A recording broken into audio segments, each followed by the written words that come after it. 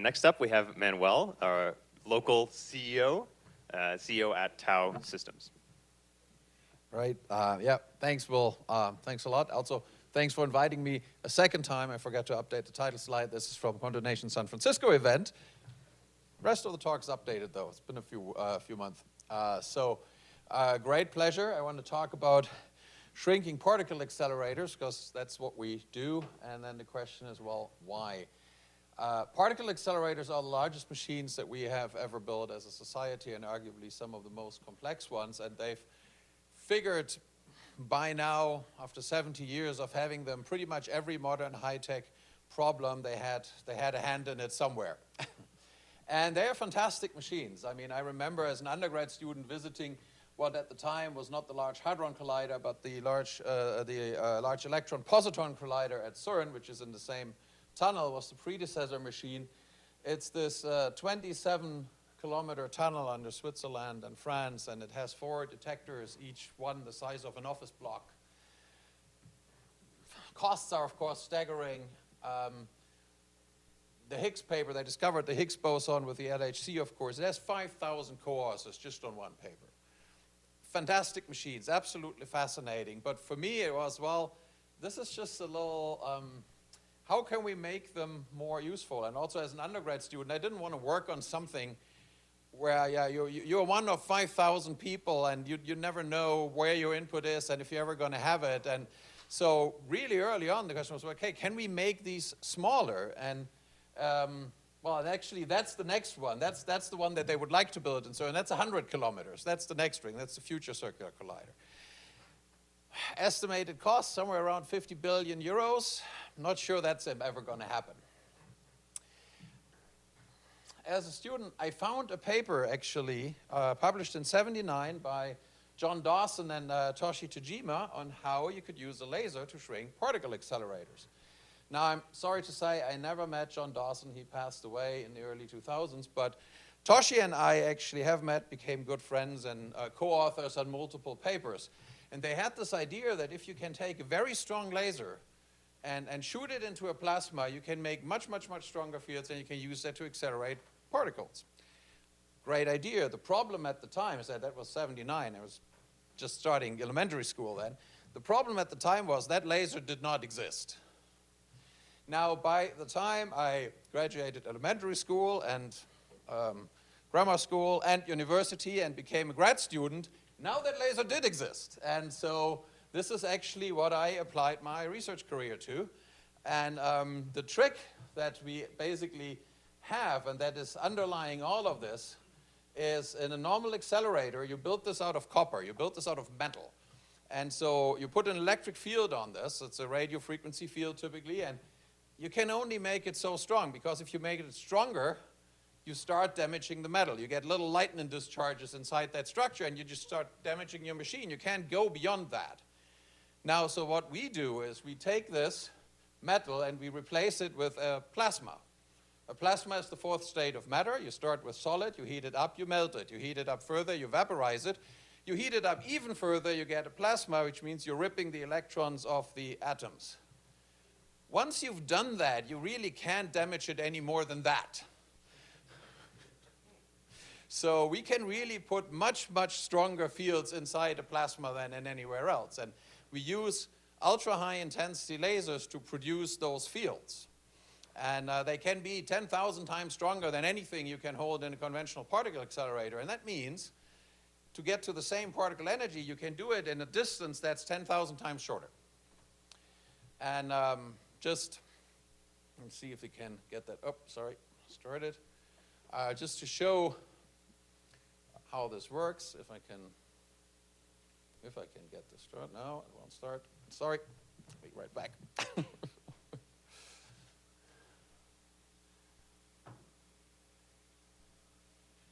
actually, skip forward here a little bit, make up for time. So we're building these machines that we hope will be, that will be basically the size of a large industrial machine, shipping container. The smaller ones even fit on the stage. We have a gas cell. We have a little accelerator cell. We have a metal plate there. We have a blade with a small laser. We make some nanoparticles, aluminum or silver, just as catalysts. But then we flow helium inside that cell. It takes up the nanoparticles, it distributes itself through the cell homogeneously. And then when we have this mixture, we shoot in our very strong ultra-high intensity laser. And that laser pulse, it's very tightly focused, 1/10 the diameter of a hair, and it's also about that short, about 30 femtoseconds. It plows through the plasma and draws a plasma wave behind it, very much like a boat going across a lake, pulling a wake behind it. And just as people can surf that wave, electrons can surf the plasma wave, and they get pulled along, and the fields there are gigavolt per centimeter. So they get, in just a few millimeters, they get hundreds of mega electron volt energy, or a few giga electron volt in a few centimeters. And this is how we can really shrink this down and make this machine very compact. And so if you look at, this is on the left side, this is SLAC, this is the Stanford Linear Accelerator. It can accelerate electrons to about 10 GeV in about 2 miles. Here in Texas, in our lab at UT, we've done this in here. This is our accelerator. And I'm embarrassed to say I lost one at the last event. I don't know where it is. It's so small you can lose it. It's so cheap you can lose it too. Now, admittedly, the laser is a little larger and a little more expensive, but this is the accelerator cell. Laser goes in to one side, drives that plasma wave through here, very high energy electrons come out the other side. So that's really it. Now, why would we do this? You can use particle accelerators. As I said, for pretty much everything that we do in modern life, there is some connection there. Of course, scientific research, but medical applications, security, industrial, food. Particle accelerators crucially drive our brightest X-ray sources that we know how to make. So as first applications for us, and I'll come to a few details there, we're actually looking at radiation testing of electronics, and we'll start this, well, we have started this really, and then X-ray 3D imaging of chips and components. We have on the more of the research side with UT, have some collaborations into medical, and maybe we can get into this in the questions. But the first big one we're aiming for right now is 3D imaging of chips, because with compute, I mean, of course, we want to keep Moore's Law alive, we want to go smaller, smaller, smaller, but the other thing now is we want to start building chips up in 3D. We want to integrate GPUs on CPUs, and memory on CPUs, and memory on GPUs, and in many, many layers. Well, that's great, but if you want to build in 3D, you have to be able to look in 3D to see if what you build actually works. This is how we do this today. This is one from Zeiss. Bruker has a similar machine. The problem is one measurement takes 16 hours. So you can do failure analysis, but you can't really do inline metrology, which is what you need if you really want to produce in mass. Now, our machine is about 1 billion times brighter than this. And so we can do that same measurement in under a minute. And so that is now we're basically at the point where Zia was, we have the proof of concept, the proof of demonstration in the lab. Now, and that's the big task ahead of us, we have to make an industrial product out of it that can then actually do this where the customer wants, in a fab rather than an R&D facility. And we're pushing forward with that. This is one of our prototype images from our prototype machine here in Austin. Taking one image takes 20 femtoseconds. So now the question is, how many images can you take? How fast? Because for a full 3D reconstruction, you need about 1,000 images. So we think that we can do this in principle in about 10 seconds, but in practice with detector and all the engineering challenges may take a little longer. The other thing we just started actually is radiation testing for electronics. Whenever you send something into space, it will see radiation, and you need to engineer for that, because if you don't, it won't work. The fastest radiation-hardened CPU is from BAE Systems, that red 5545 there. It's somewhat slower than a Pentium 3. It's 30 years behind. You want to do AI in space? Well, you can't. It doesn't have the compute power. Now, we would love, of course, to put an NVIDIA chip into space and have that working there, but it won't because, well, maybe in low Earth orbit, but there it won't survive very long because it deorbits. So if you go in high Earth orbit, now you have that radiation. You can test for that in 2 facilities in the US, Brookhaven and Berkeley National Labs, about 1,000 hours of test time per year. Missile defense alone wants 12,000 hours per year, so huge gap. We have developed a paradigm where we can use our small machine to do the tests that they do on the big accelerators right now, and we just signed a contract with JPL, Jet Propulsion Lab, and NASA to basically prove out this paradigm, do the first tests, and have a few other industrial partners there as potential customers to work with us to get data and comparison and make sure they get the data they want. And this is something we've shown on the prototype here in Austin. We're putting together our first industrial prototype right now in San Diego and starting operations there next year. Long-term vision, we heard about quantum computing chips. Ultimately, it would be great if you can have it on a small silicon chip, single atom-sized qubits, and people have actually assembled that, atom by atom with atomic force microscopes. Quite impressive, quite cool. Not really ready for mass production. We can use our light sources to drive an X-ray laser, an EUV or a soft X-ray laser. Very much like a synchrotron or a free electron laser at Stanford, just as bright, just a lot smaller. There have been very cool experiments at Paul Scherrer Institute that have shown that you can actually use a very bright EUV or even better soft X-ray beam to do lithography that would allow you to assemble quantum spin bits. Now, very, very early fundamental research at this point.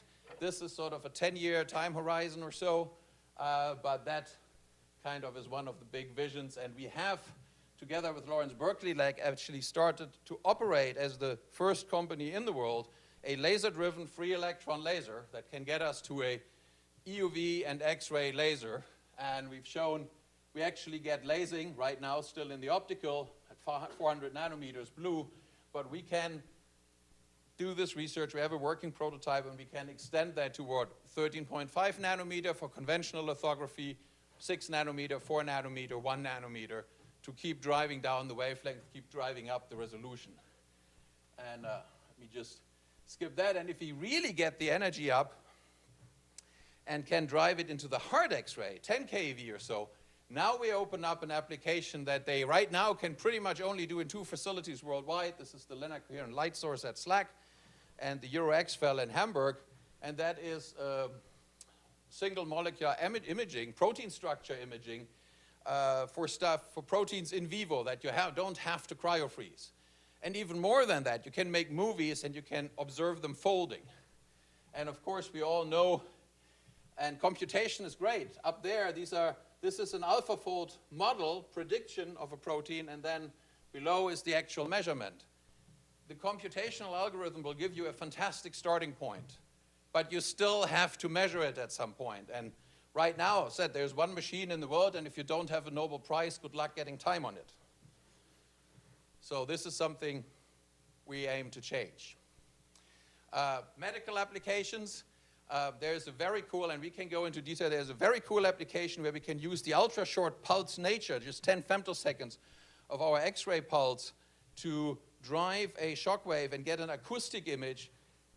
The rub here is we can get a 3D image, like an X-ray tomograph, in one shot. A normal tomograph makes hundreds. So you can get a 3D image with a fraction of the radiation dose that you use for a normal CT. That obviously would make it a routine diagnostic. Another great application for the electron beam, and we're working with colleagues at MD Anderson on that, is what's called very high energy electron therapy. You can use the electron beam to do cancer therapy, and it can be as effective, or so it looks right now, as proton therapy. But with our technology, the machine can be 10 times cheaper than a new proton cancer center. So you could get 10 machines for the price of one. And now, and this is the really cool thing, and we just got this. Unfortunately, I can't show this. I don't have the data to show it because we just got it last week. we can actually combine those two techniques, and we can get an image from the electron beam during the tumor irradiation, which means not only do we see where the tumor is, we see how much dose we deposit when we deposit it, and you can make a much, much more precise treatment plan. Now, this is all at the fundamental research level here, but putting that together will really give you a completely revolutionized treatment there. Is there a paper coming? There will be. Might be a while. We just got the data, but yes, of course. So today, let me just rub up, and then we'll get. So we have a prototype facility in Austin, one in Berkeley. We're building a new facility in San Diego. This is it. We're just putting components together, and hopefully we'll have first light on the laser before Christmas. And so the plan, we'll build radiation test centers right now. That's the application that's demonstrated and works. We'll use that to leverage our next big one, which is 3D high-speed metrology for chips. And we'll leverage that to go to the FEL, lithography, and beyond. And right now, we are raising a seed round. Quantonation's leading it. Thank you very much. And there's still a little bit open left, so if you're interested, please come and talk to me. Thank you.